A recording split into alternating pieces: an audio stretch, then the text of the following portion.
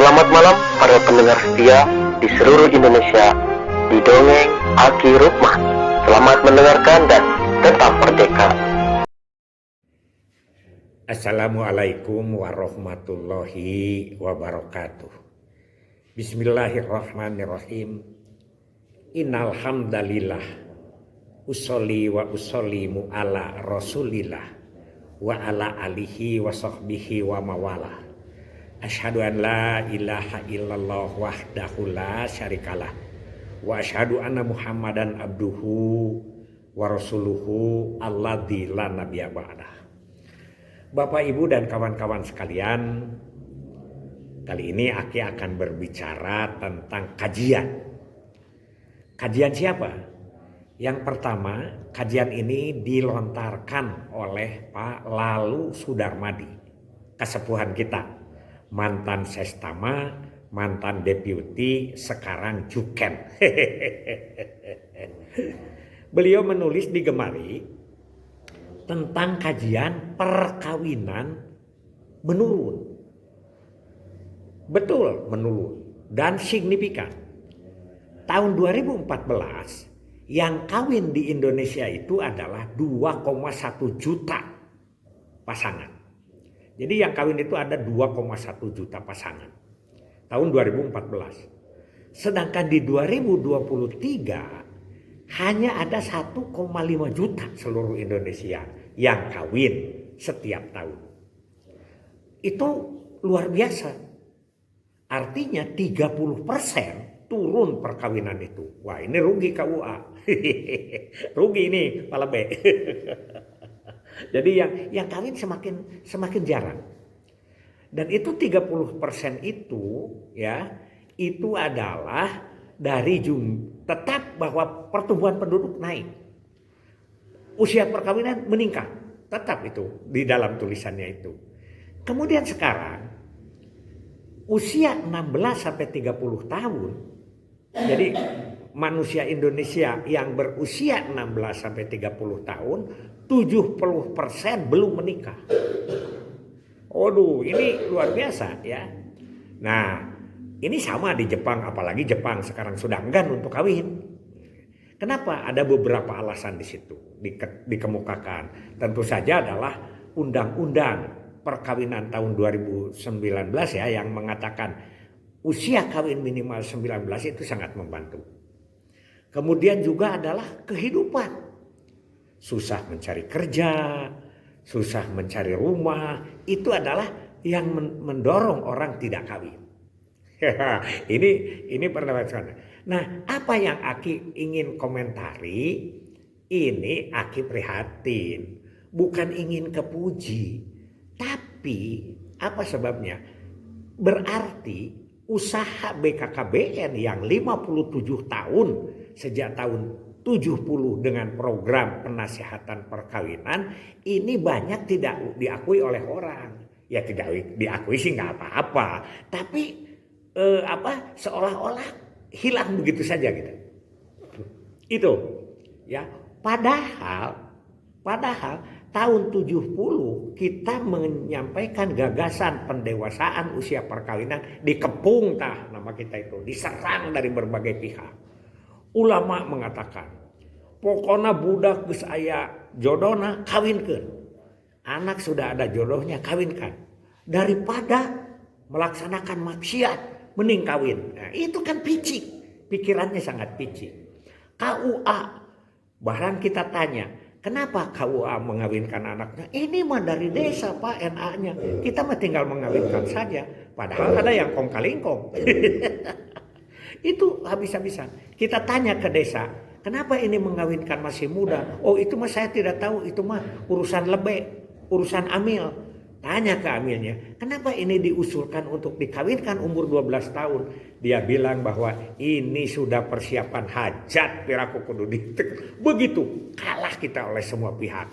Nah, oleh karena itu, bahkan apakah ini kita diakui? Tahun 80-an malah kita disebut hura-hura. Ya, PUP itu disebut hura-hura. Kita mendapat kebingungan dan kesulitan tentang apa yang kita akan lakukan. Begitu, hampir tidak diakui. Nah, karena itu konsultasi-konsultasi, serangan-serangan, bahkan kita itu walaupun sedikit di anggaran negara kita yang melalui BKKBN ada dana-dana untuk pendewasaan usia perkawinan. Ya, usia perkawinan itu misalnya ada, kita raih aja dulu lah yang NU. NU itu yang paling diraih oleh kita, karena kita lihat kalau di Muhammadiyah misalnya waktu itu sudah kelihatan bergerak di bidang pendidikan. Nah ini yang NU ini kan ada itu tuh, ada yang disebut dengan LKKNU, Lembaga Kemaslahatan Keluarga Nahdlatul Ulama. Di Jawa Barat ketuanya itu Pak Ece Dahyan, yang kemudian jadi Kepala Dinas Pendidikan Kabupaten Indramayu, kemudian walau alam sekarang katanya sudah almarhum beliau itu. Jadi pandangan-pandangan yang seperti ini jangan diabaikan, ya. Jadi sampai sekarang ada ustadz-ustadz yang mengatakan kalau sudah sampai waktunya kita ada jodoh, kawinkan. Karena dia membacanya sakinah mawadah warohmah.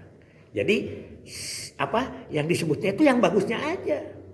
Padahal Allah telah mengingatkan kepada kita, sakinah mawadah warohmah itu adalah yatafakarun, bagi orang-orang yang berpikir. Ya kawin kena ngora kena geus cerai deui budak dua. Kan gitu, itu yang tidak dipikir. Kawin deui ka belah dieu, kawin deui ka belah ditu. Tungtungna budak loba teu kaurus, kemiskinan weh timbul. Nah itu yang ini dikaji dari apa yang disampaikan oleh Pak Lalu Sudarmadi, karena Pak Lalu di situ lebih menekankan kepada apa yang disebut dengan fenomena kehidupan. Bahkan diskursusnya pemerintah itu tidak masuk di situ. Padahal ini adalah fenomena besar yang akan mengangkat kemiskinan kita. Kebetulan tadi malam Aki di pengajian malam Kamisan, ustadznya menceritakan bahwa ada dua sisi. Yang pertama yang harus didekati itu adalah ulama, yang kedua adalah orang-orang yang mengerti tentang pemerintahan. Lumayan, ya Aki juga ikut komentar. Tapi ya kadang-kadang kita juga suka tidak selesai dalam mengkaji sesuatu itu. Bukan saja di agama, di bahasa juga tidak selesai. Sampai tadi malam ada sedikit diskusi, dia mengatakan bahwa saeutik mahi lobanya sate pedit. Karena dia hanya membacanya di situ, yang mungkin dia tidak mempelajari ya. Padahal yang disebut saeutik mahi lobanya sa itu untuk kehidupan pribadinya. Di mana geus lobanya sa, orang Sunda kan menyuruh kudu nulung kanu butuh, nalang kanu susah, merek kanu daek, nganter kanu sieun, ngahudangkeun kanu teu teu dibaca itunya mah. Sama di dalam Quran juga kadang-kadang kan kata Pak Ustadz Abdul Somad, kenapa yang itu saja yang dibaca, kenapa yang ini tidak dibaca? Nah, pada waktu kita menyampaikan pendewasaan usia perkawinan, kita lebih cenderung kepada masalah-masalah psikologis, masalah-masalah kesehatan. Belum ada dorongan yang dari luar yang mendukung itu. Karena waktu itu pendidikan juga kan masih terbatas, ya.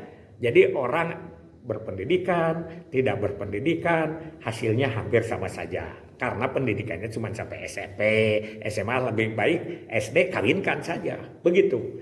Nah ini yang pertama yang ingin Aki sampaikan, bahwa mudah-mudahan ini ada juga kontribusi dari kita. Makanya Aki selalu mengatakan supaya kita dekat dengan ulama, pelajari itu. Para petugas itu. Jadi pertama hukum kawin. Karena kawin itu bukan wajib mutlak, ya. Ada aturannya, ada yang sifatnya wajib, ada yang sifatnya sunat, ada yang sifatnya makruh, ada yang sifatnya mubah, dan ada yang sifatnya haram. Jadi itu harus kita pelajari bersama. Kemudian sampai kepada hukum punya anak. Hukum punya anak juga tidak mutlak kan. Tidak ada hukum wajib dalam punya anak. Karena yang tidak punya anak itu akan dijadikan dosa oleh Allah Subhanahu wa Ta'ala. Jadi sekali lagi ini kajian dari Pak Lalu Sudarmadi, mari kita kaji bahwa sekarang sudah turun fenomena perkawinan. Lumayan itu. Kalau dulu susah sekali dari 2,1 juta, sekarang menjadi 1,5 juta. Ya, itu satu. Yang kedua, usia 16 sampai 30 itu sekarang sudah atau belum menikah. Usia 16 sampai 30 70%. Berarti kalau 70% itu kalau misalnya ada 100 juta saja gitu ya usia di situ, berarti 70 juta belum kawin. Ini kontribusi besar. Kita sambung besok. Masih ada Aki yang disampaikan bagaimana perjuangan kita dulu pada saat mulai melancarkan pendewasaan usia perkawinan, ya, yang dengan berbagai majunya sampai ke beberapa materi yang sudah kita sampaikan. Mudah-mudahan ini menjadi bahan. Sekali lagi, Aki bukan berarti ingin dihargai BKKBN, tapi usaha itu masif. Dan bagaimana pengalaman Aki pada saat ditolak, dicaci, ya, disindir, dinyinyir, itu besok kita ceritakan. Hasbunallahu wa ni'mal wakil, ni'mal maula wa ni'man nasir. Wassalamualaikum warahmatullahi wabarakatuh.